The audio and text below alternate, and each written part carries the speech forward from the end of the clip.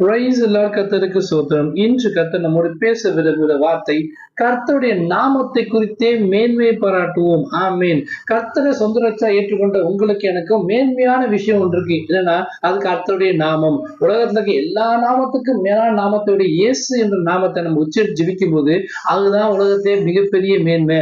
யெகோவா ஈரே, யெகோவா ஷம்மா, யெகோவா ஷாலோம், என்ரோயி, எபினேசரே, யெகோவா ரூவா, யெகோவா ரஃபா என்று சொல்லி அவர் நாமத்தை சொல்லி சொல்லி அவர் நம்ம மேன்மைப்படுத்தும் போது அவரும் நம்மளை மேன்மைப்படுத்துவாரு. வசனம் என்ன சொல்றதுன்னா, சிலர் ரதங்களை கொடுத்தும் சிலர் குதிரைகளை கொடுத்தும் மேன்மை பாடுகிறார்கள், நாங்களோ எங்கள் தேவனாய் கர்த்தருடைய நாமத்தை குறித்தே மேன்மை பாட்டுவோம். இந்த உலகத்துல அநேக முறை என்கிட்ட பணம் இருக்கு, என்கிட்ட புகழ் இருக்கு, என்கிட்ட பெரிய டேலண்ட் இருக்கு, எனக்கு அவங்க தெரியும் சொல்லி அவங்களுடைய மேன்மையை குறித்து அவங்கள்ட்ட இருக்க திறமைகளை குறித்து வசதி வாய்ப்பு குறித்து மேன்மை பாடுறாங்க.